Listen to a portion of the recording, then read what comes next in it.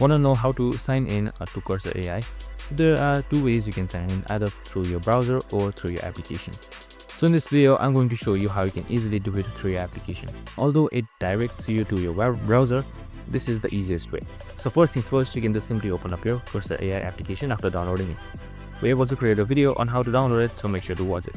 Once you have opened it up, you should be provided with this interface right here. And once you're on this interface, right below this cursor icon, you should be saying sign in. Just simply select that. So now you should be logged into Deep Control, and if you are already signed in, here you should be saying select login. So just simply select yes login, and you should be automatically logged in to Cursor Desktop. And that's it.